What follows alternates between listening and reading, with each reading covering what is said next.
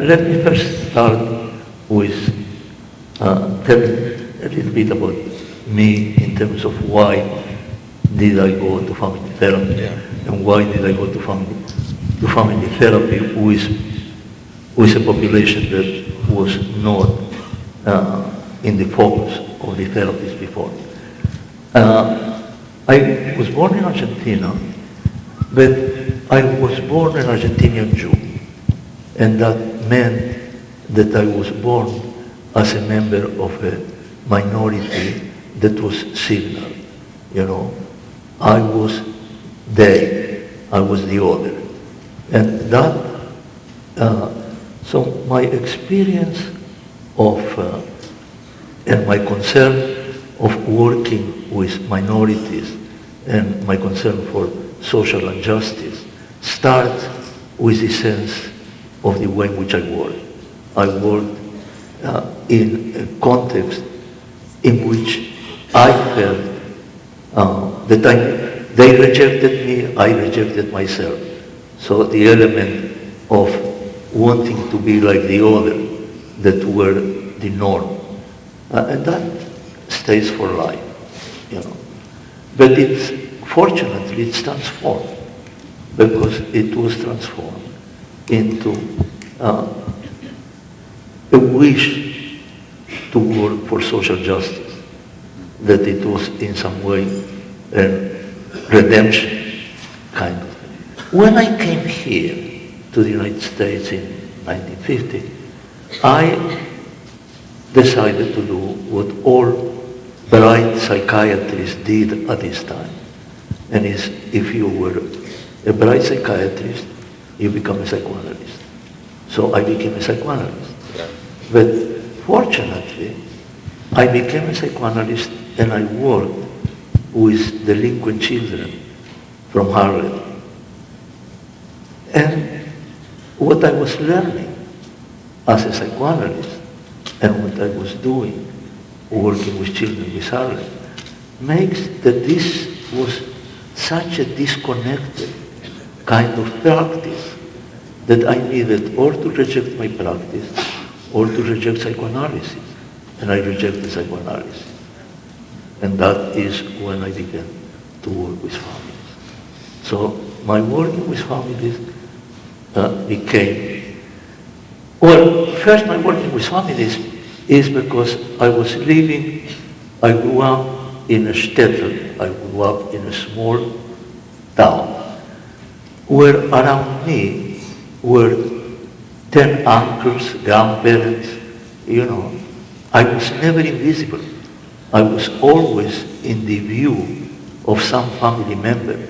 So the sense of community and the sense that the individual is not alone was very much part of my consciousness.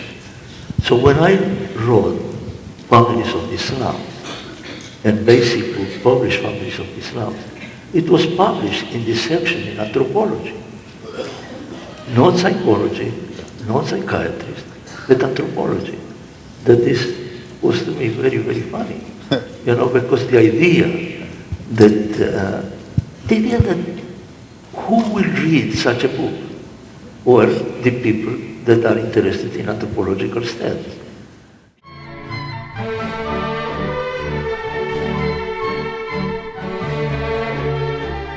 Families to me are always different in terms of, I see families in terms of particular shapes, particular stages, and so that this is the generic universal grid. I have 6, 7, 10, 12 different models, maybe 20, but not more. It is finite. And then the families are different than the models. But I know the models, and then the families begin to differ. And I think about that. I am a person that is meeting with people that are presenting particular problems, and it becomes to me an issue of in what way I can understand them and in what way I can help them. and in what way I can be useful. And that means self-manipulation. Sometimes I am annoyed and nobody knows it.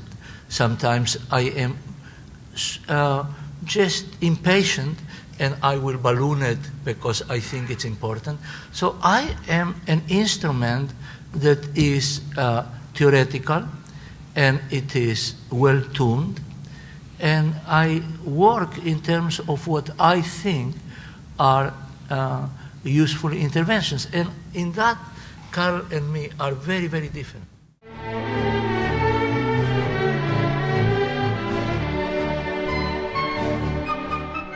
So it's the use of metaphor, the use of uncertainty, destabilizing, but then you begin to create a pattern.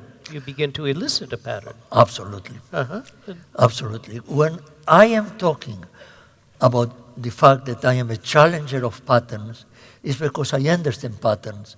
And the challenging of patterns is by replacing these patterns that put people in a cage with patterns that emphasize multiplicity, alternatives. It's a challenge from certainty to alternatives, to possibilities. And to me, that is what therapy is. It's a therapy of richness. So when I say to people, you are wrong, I'm saying you are wrong because you are richer than what you think you are. Because you insist in doing the same thing. Because you insist in going through the old patterns, and that keeps you in cage. And the cage sometimes is gilded. And when the cage is gilded, when the cage is love, it's very difficult to challenge. It's very difficult to challenge a gilded cage. That is the function of the therapist.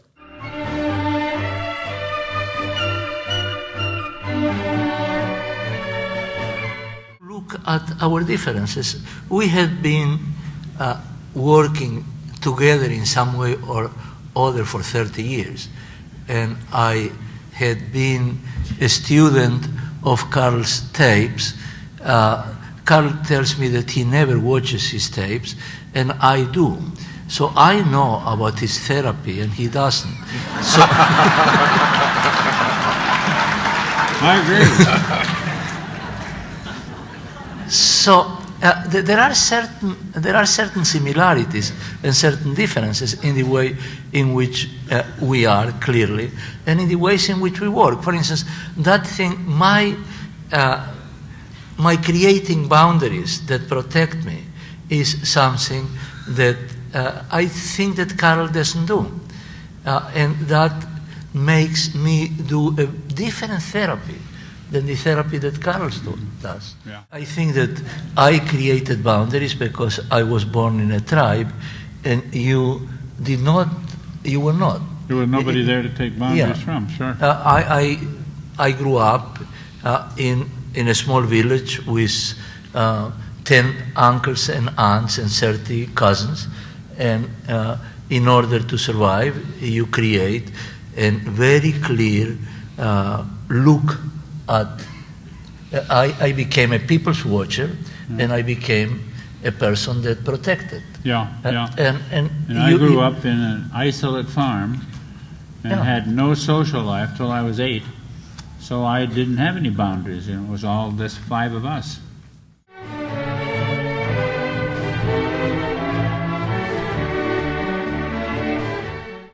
You know, the therapist starts by making assumptions.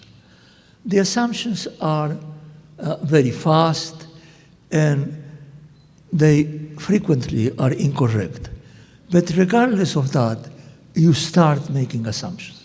So if you have a blended family, you begin to think, what are generic characteristics of a blended family? And you know that some of the issues in blended family are issues of loyalty, issues of proximity and distance, issues of disloyalties, issues of I love you more than I love you, things of that sort. Now this is generic, so I start with this assumption.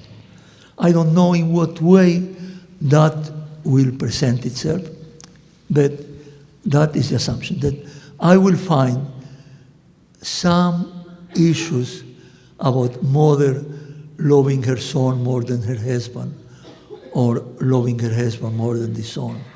I will find triangles in which issues of loyalty are questioned.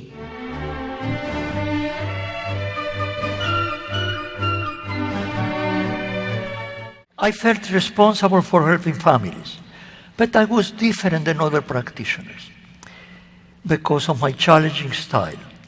I was a Quixote of sorts. I was opening up conflicts, and I was certain that such explorations would produce experiential change. I didn't doubt that families have available resources, that they would be actualized when needed. I had not knowledge then of the concept of resilience, which was elaborated later by Froma Walsh in relation to families. But to me, it was a natural product of life.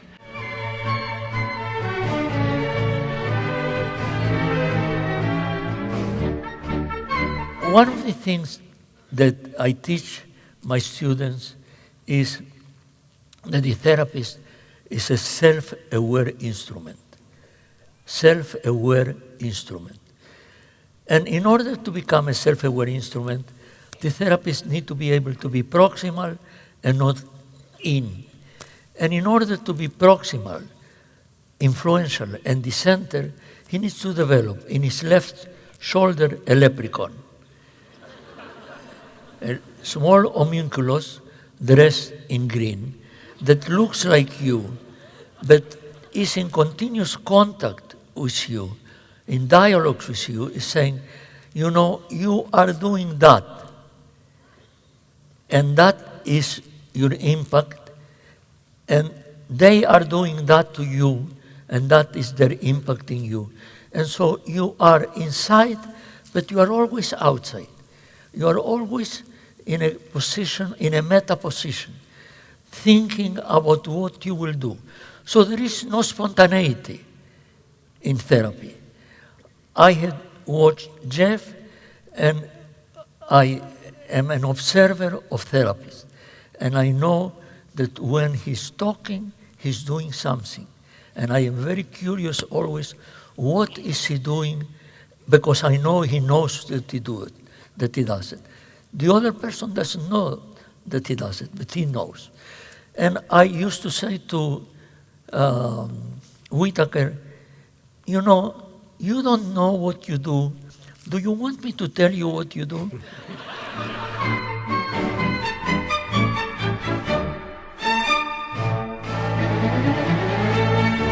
I will tell you a story.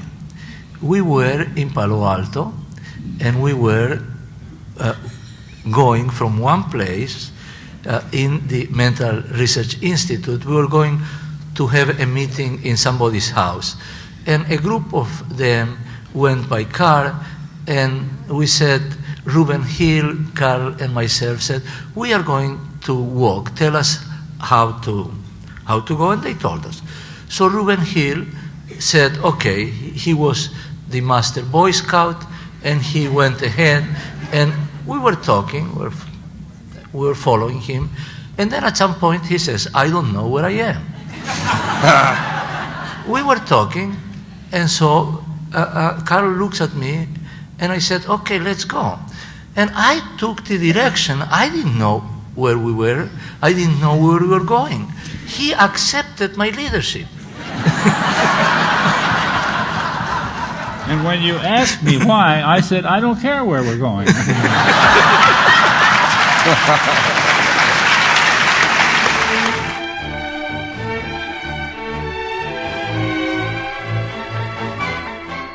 Through my career, I had periods in which I believed with certainty about certain things that later, in other contexts, I question and I change. And I adhere with the same certainty with the other ideas that then I question and I change. for other things. And I think that this is very important in this conference, because we are talking in boxes, and the boxes do not change. And I really think that we need to begin to stretch our hands outside of the boxes and touch our colleagues.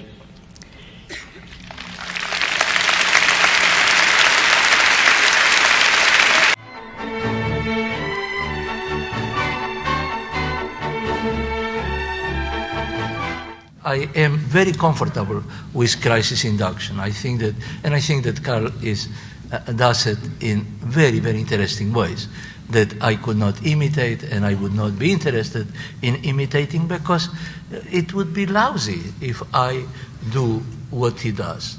I do my things in a magnificent way, and he does his in a magnificent way. I agree.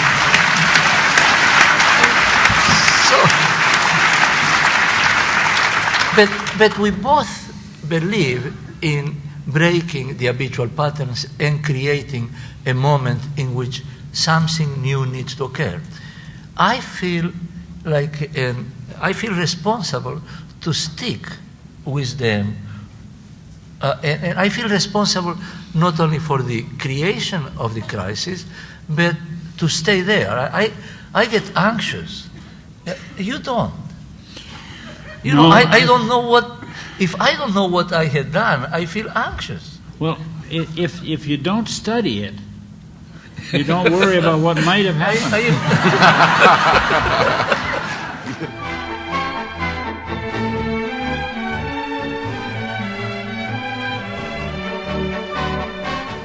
I have at home a pillow, and the pillow is from Milton Erickson. And in the pillow it says, God created man because he likes to tell stories. And this was the Milton Erickson pillow, and his wife sent it to me as a present. So I cherish that very much.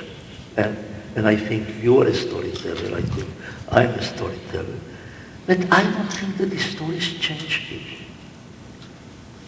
You see, I have remnants of the stories that I told myself as a child. I have 5 years of psychoanalysis. The stories remain the same. So I think what changes people, and I think that people change in relationships. So if somebody tells me that she wants to change herself, I said, that's impossible. You cannot change yourself. But maybe you can ask your spouse to change you. Or I would say to a person, so I am always operating with the idea of the yin-yang, the idea of complementarity. Of course, in the yin-yang, if I set yin to change yang, it can only be done by changing yin. It's one unit. And so I began to move myself as a mover in a different direction. I am still the active mover, but I move yin to change yang. There is something that I began to think. You know, Erickson, not Milton Erickson, excuse me, but I will mention Erik Erikson. Erik Erikson talked about the old age as generativity. And I began to think about what are the things that have changed in me as I get older. And as a person, I am more generous now than I was before. I am less involved with myself than I was before. And I recognize something that was in between lines in my life and in your life and in our life. And is a sense of responsibility for the other.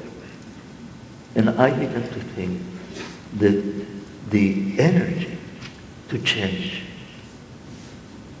a context, the energy to change oneself and people, is the energy that is inherent in the social public. That we are animals that take care of our own. That the intimates are responsible for the caring and nurturing of the young, of the spouse, and so on. So that's what I do in family therapy. I create context in which I said, how can you help her? I think that you should look at him because he said, what can you do for him? And my therapy is continuously involved with a language of helping, but helping the other. So that's how I work.